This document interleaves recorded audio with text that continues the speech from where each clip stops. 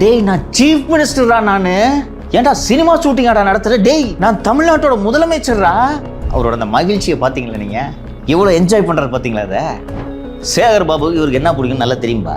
குழந்தைக்கு லாலிபாப் கொடுக்கறது எப்படியோ அது போலத்தான் இவருக்கு இந்த நடனம்.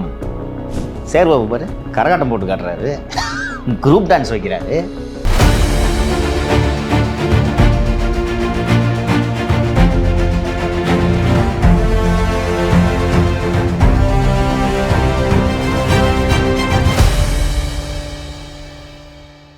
இப்போ வந்து பார்த்தீங்கன்னா சார், நேற்று வியாசர்பாடியில் தான் இந்த தாவேக்காவினர் தாக்கப்பட்ட விஷயங்கள்லாம் நடந்துச்சு. அது பக்கத்துலேயே தான் கொளத்தூரில் திரு மு க ஸ்டாலின் அவர்கள் விசிட் பண்ணியிருக்காங்க. ஸோ அங்கே போய் அவர் பார்த்துருக்கலாம். அந்த மாதிரி எந்த விஷயமுமே நடக்கலாம். அது கூட விமர்சனத்துக்குள்ளாகி இருக்கு. ஏன் அறகுறையாக சொல்கிறீங்க நியூஸா?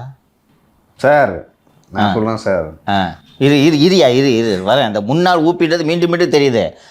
முழு உண்மையை மறைக்காதீங்க. குளத்தூருக்கு போனான்றதோடு நிறுத்திக்கிறீங்க. குளத்தூரில் என்ன பண்ணார் நீ சொல்லுப்பா. சார் அவர் வந்து கொளத்தூர் தொகுதி சட்டமன்ற உறுப்பினர். டெல்லியிலேருந்து போயிட்டு நான் டெல்லிக்கு போயிட்டுருக்கேன், நிதி ஆயோக் மீட்டிங்கை அட்டன் பண்ணிட்டு வந்திருக்கேன் அப்படின்னு சொல்லிட்டு கொளத்தூர் தொகுதிக்கு போகிறாரு. அங்கே அவரை வரவேற்க ஒரு மிகப்பெரிய அதையும் சொல்லு. நீங்கள் குளத்தூருக்கு போனான்றதோடு நிறுத்துனீங்க. குளத்தூருக்கு போனதா ஃபுட்டேஜ் வந்து வெளியில் சொல்லு. மிக கட்சிக்காரங்களா யாரும் எனக்கு தெரியல சார். நான் சொல்கிறேன், நீங்கள் எக்ஸ்பிளைன் பண்ணுங்க. நிறைய பேர் டான்ஸ் ஆடினாங்க, எல்லாம் ரொம்ப நல்லா ஆடுறாங்க. குளத்தூர் தொகுதி சேர்ந்த மக்கள், குளத்தூர் தொகுதியை சேர்ந்த மக்கள் வந்து ரொம்ப நல்லா டான்ஸ் ஆடுறாங்க. அதுக்கு என்ன காரணம்னு நான் சொல்கிறேன். கொளத்தூரில் வந்து மக்கள் எல்லாருமே மும்மாரி பொழிஞ்சு செழிப்பாக இருக்காங்க. ஸோ அவங்களாம் வந்து என்டர்டெயின்மெண்ட்டுக்கு டைம் செலவு பண்ணி கற்றுக்கிட்டு அதெல்லாம் பண்ணுற அளவுக்கு அவங்களுக்கு வந்து கொளத்தூர் தொகுதியை நல்லா தான் வச்சுருப்பாங்க. நான் இல்லைன்னுலாம் சொல்ல. சிஎம் தொகுதின்றதுனால ஒரு ஸ்பெஷல் அட்டென்ஷன் அதுக்கு இருக்கும். அதெல்லாம் மறுக்கல. இதில் நீங்கள் ரொம்ப வந்து ஒரு சைக்கோ அனாலிசிஸ் இதை பண்ணணும். நீங்கள் எளிதாக சிரித்து விட்டு சிரிக்கவே இல்லை. பட் இதை நீங்கள் அது உள்ள ஏன் அது நடக்குதுன்றதை நீங்கள் புரிஞ்சுக்கிட்டீங்கன்னா இந்த ஆட்சியோட சிக்கல் என்னன்றதை நீங்கள் கண்டுபிடிச்சிருவீங்க. இது நாம் இதற்கு முன்னாடி பேசிய விஷயத்தோட தொடர்ச்சியும் கூட. இது மற்றவர்கள் சிஎம்க்கு தெரியாதுப்பா. என்ன அவருக்கு வந்து தினேஷ் காதில் ஓதுனாலே ஒழிய சிஎம்க்கு எதுவுமே தெரியாது. ரைட். சேகர்பாபுக்கு தெரியும்ல, வியாசர்பாடி வடசென்னை தானே, அவருக்கு தெரியும்ல என்ன நடந்துச்சுன்றது தெரியும்ல. ஸோ திரு சேகர்பாபு அவர்கள் நேற்று இது சொன்னில்ல, குளத்தூர் தொகுதி மக்கள்லாம் ஆடினாங்கன்னு. அது குளத்தூர் தொகுதி மக்கள் இல்லை, மாஸ்டர் ஸ்ரீதர் டான்ஸ் மாஸ்டர். அதான் ஸ்டெப்லாம் ஒரே மாதிரியாக போட்டாங்க. அப்போ ரிகர்சல் இல்லாமலாம் அந்த மாதிரிலாம் கோஆர்டினேட்டாக ஒருங்கிணைவெல்லாம் ஆட முடியாது. 4 பேர் ஆட முடியாது. அங்கே ஒரு 50 பேர் எப்படி ஆடுறாங்க டான்ஸர்ஸ். அவர்களுக்கு கிட்டத்தட்ட வந்து கொஞ்சம் வயதானவர்கள் தான் ஆடினாங்கன்னு நினைக்கிறேன் இல்லையா? அவங்களெல்லாம் இப்போ யாரும் வந்து இப்போ இண்டஸ்ட்ரியில் அவங்களுக்கு ஆப்பர்ச்சுனிட்டி இருக்காது. ஒரு ஸ்ரீதர் மாஸ்டரை நியமித்து ஒரு ஃபுட்டேஜ் தான் வெளியில் வந்துச்சு. மொத்தம் 3 தெருவில் டான்ஸு. ஃபஸ்ட்டு வீடியோ வந்த உடனே ட்ரோல் மெட்டீரியல் ஆகுதுன்னு தெரிஞ்சு மீதி இதெல்லாம் ஃபுட்டேஜ் வராமல் பார்த்துக்கிட்டாங்க. அதை டான்ஸர்ஸ் ஏற்பாடு பண்ணி 2500 ஈவெண்ட்டுக்கு ஒரு நாளைக்கு பேமெண்ட்டு, பேட்டா 250 கொடுத்து 3 தெருக்களில் இந்த நடனங்களை ஆண் கலைஞர்கள் வேறு ஒரு தெருவில் நடனம் ஆடியிருக்கிறார். அந்த டான்ஸ் அந்த விஷுவல்ஸை பார்த்தோன்னா சேகர் பாபுக்கு அதில் இருக்க கொண்டாட்டத்தை பார்த்தீங்களா? கிட்டத்தட்ட டான்ஸரோட சேர்ந்து ஆடலை, அவ்வளவுதான். கைத்தட்டுங்கன்னு சொன்னோன்னே சிஎம் எவ்வளோ குஷியாக கைத்தட்டினார் பார்த்தீங்களா? கவனிச்சிங்களா? அஜக்தா குமுக்தான்னு போட்டாரா சிஎம்? இதில் நீங்கள் கவனிக்க வேண்டியது என்னன்னா, ஒரு குழந்தை அழுது, அந்த தாய்க்கு வந்து இந்த குழந்தைக்கு எந்த பொம்மையை காட்டினா அழுகை நிப்பாட்டுன்றது தெரியுமா? இப்போ நீ உங்கள் தம்பி குழந்தை அழுதுச்சுன்னா ஃபோனில் கார்ட்டூனை போட்டு விடுவியா? இந்த கார்ட்டூனு அல்லது இப்போது ஹிட்டாக இருக்கக்கூடிய ஏதோ ஒரு பாடல், இந்த பாட்டை கேட்டோன்னே இந்த குழந்தை அழுகை நிப்பாட்டணும்னு உங்களுக்கு தெரியுமா? சிஎம்க்கு எது பிடிக்குன்றது தெரியுதா சேகர் பாபுக்கு? தொடர்ந்து இதை செய்து கொண்டிருக்கிறார்களா? ஏற்கனவே ஒரு முறை லியோனி பேசியதை நான் நமது நிகழ்ச்சியில் குறிப்பிட்டேன், ஞாபகம் இருக்கா? கரண்ட் போகும்போது முதல்வர் இளமையாக இருக்கிறார், முதல்வரோடு பெண்கள் புகைப்படம் எடுத்துக்கொள்ள விரும்புகிறார்கள் என்று லியோனி மேடையில் பேசினாரா? கரெக்ட். அதோடு போச்சு. ஸோ லியோனி ஒரு மேடை பேச்சாளர், துட்டு வாங்கிட்டு பேசுகிற மேடை பேச்சாளர். ஏன் அப்படி பேசுகிறாரு? நாம் இப்படி பேசுகிறது முதல்வர் காதுக்கு போக வேண்டும். என்ன பேசினால் முதல்வருக்கு பிடிக்கும் என்பது லியோனிக்கு தெரிகிறது. சிலப்பதிகாரத்தின் இலக்கிய கூறுகளையும் திராவிட மாடல் ஆட்சியையும் ஒப்பிட்டு பேசினால் இது ஸ்டாலினுக்கு புரியாது. பெண்களும் குழந்தைகளும் முதல்வரோடு புகைப்படம் எடுத்துக்கொள்ள செல்ஃபி எடுத்துக்கொள்ள ஆர்வமாக இருக்கிறார்கள் என்று நான் மேடையில் பேசியது முதல்வரின் காதுக்கு போனால் அகமகிழ்வார் என்பதை திண்டுக்கல் யோனி புரிந்து கொண்டுதான் அப்படி பேசியிருக்கிறார். கொஞ்சம் யோசிச்சு பாருங்க, ஒரு சீஃப் மினிஸ்டரு இதை பார்த்துட்டு யோ நான் ஏன் வேலை பண்ணியிருக்கிறேன்னு சிஎம் திட்டுவார் என்ற ஒரு சிறு சந்தேகம் சேகர்பாபுவுக்கு இருந்திருந்தால் ஸ்ரீதர் டான்ஸ் மாஸ்டரை கூப்பிட்டு 3 தெருவில் 3 டீமை வந்து ரிஹர்சல் பார்த்து எனக்கு நான் சொல்லும்போது இது மாதிரி டான்ஸ் ஆடணும், அவங்க கையில் எல்லாம் 2 500 நோட்டு, ஒரு போலி, இது போலின்றதை விட நகல் 500 நோட்டு போல் பெருசாக நகல் எடுத்து அவர்கள் கையில் வச்சுக்கிட்டு அந்த 2 500 வச்சுக்கிட்டு டான்ஸ் ஆடணும். அதில் லீடு டான்ஸர் வந்து சிஎம்மோட நெருங்கி வந்து தலையில் சுற்றி திஷ்டி கழிச்சிட்டு அவர் கையை பிடிச்சிட்டு நடனம் ஆடணுன்ட்டு இதெல்லாம் ஏற்கனவே ஏற்பாடு பண்ணி சேகர்பாபு தைரியமாக வைக்கிறாருன்னா சிஎம்க்கு என்ன பிடிக்குன்றது சேகர்பாபு தெரிஞ்சிருக்கா இல்லையா? புரியுதா உங்களுக்கு? நீங்கள் நல்லா அந்த ஃபுட்டேஜை விஷுவல்ஸை மீண்டும் நீங்கள் போடுங்க, இதில் கவனித்து பாருங்கள். எவ்வளோ உற்சாகம் கைத்தட்ட கவனிச்சிங்களா சிஎம்? டேய் நான் சீஃப் மினிஸ்டர் தான், நான் ஏன்டா சினிமா ஷூட்டிங்காடா நடத்துகிற? டேய் நான் தமிழ்நாட்டோட முதலமைச்சர்ரா.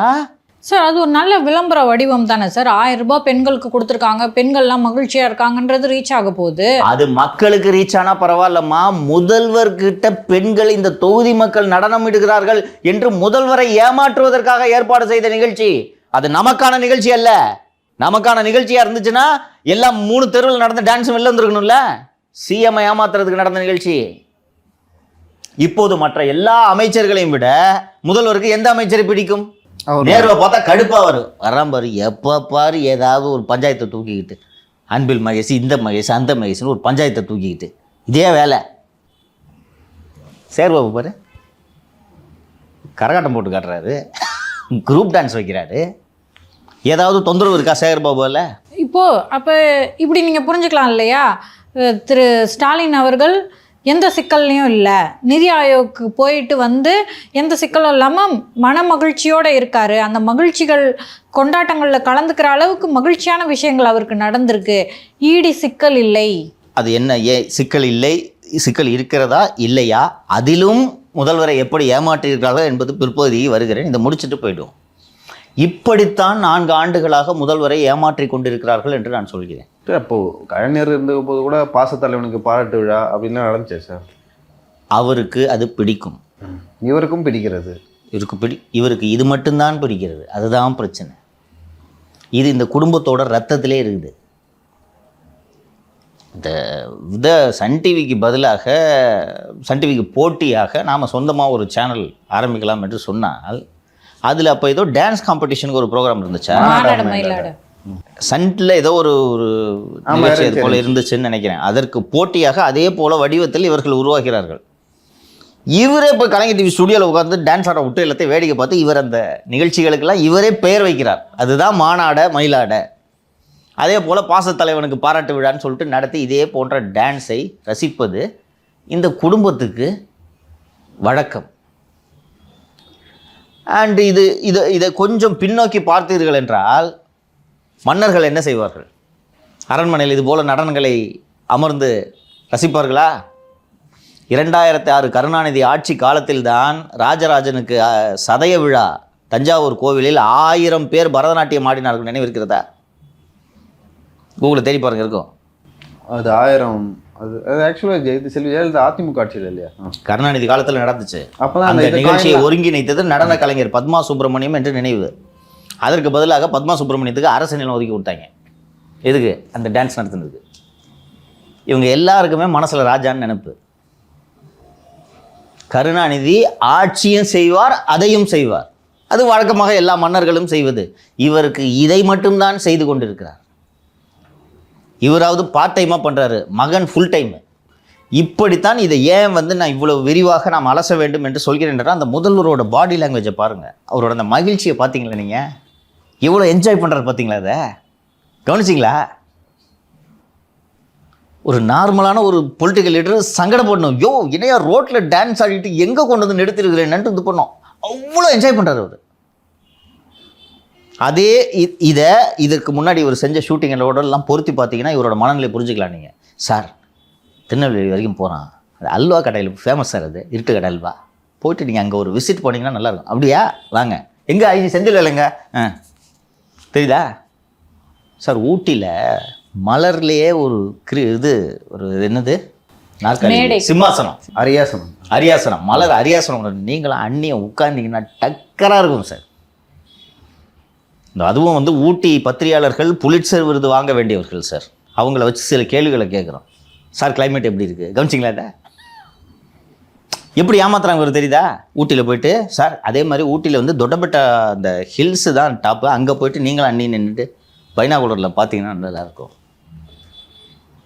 இப்படி இவரை வைத்துவிட்டு இந்த தீ விபத்து, அனகாபுத்தூர் விவகாரங்கள் எதுவுமே இவருக்கு தெரியாமல் பார்த்து கொள்கிறார்கள்.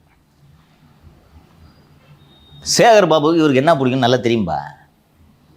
குழந்தைக்கு லாலிபாப் கொடுக்கறது எப்படியோ அது போலத்தான் இவருக்கு இந்த நடனம். இதனால்தான் சேகர் பாபு என்ன செய்கிறாருன்னா, சிஎம்க்கு இந்த டான்ஸை போட்டு விட்டுட்டு சிஎம்டியை அவர் எடுத்துக்கிறார். புரியுதா? சிஎம்டியில் எவ்வளவு கொள்ளை நடக்கிறது என்பதை மீண்டும் மீண்டும் பேசிக் கொண்டிருக்கிறோம். சிஎம்டியில் இருக்கிற ஒருத்தர் ஜெயிலுக்கு போகிறாரு, இருந்த ஒருவர் சிறைக்கே சரி, என்னென்ன நடக்குதுன்னு பார்த்துருக்கோம். நம்மளே டாக்குமெண்ட்ஸ் ரிலீஸ் பண்ணால 10 கோடி ப்ராஜெக்ட் போட்டுட்டு அதை 23 கோடிக்கு எஸ்டிமேட் போடுறாங்க. இவ்வளோ ஊழல் நடந்து கொண்டிருக்குது. சேகர் பாபுக்கு அதான் வேணும். அவருக்கு தெரியும் சிஎம்க்கு என்ன பிடிக்கும். இந்த ஏரியாவில் சேகர் பாபு யாரும் அடிச்சிக்க முடியாது. எந்த அமைச்சருக்காவது தோணுச்சா அது? நேருவுக்கு தோணுச்சா? பொன்முடி இதெல்லாம் பண்ணாதனால தான் வீட்டில் உட்காந்துருக்கிறாரு.